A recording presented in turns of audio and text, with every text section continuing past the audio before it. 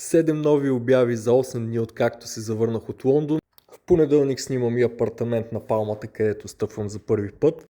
Напълно луксозно реновиран апартамент с една спалня, 140 квадрата, отворена кухня, 2 тераси, двоен хладилник, професионална кафе-машина, електроуредите са Dyson, има 3 рутера за безпроблемен и бърз интернет, огромна гардеробна и сейф, много близо до метрото.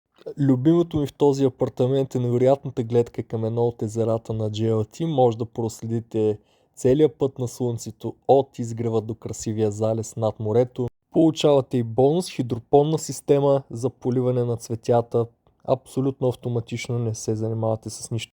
Огромната баня разполага както с вана, така и с душ кабина. Това е един от по-добрите апартаменти в GLT.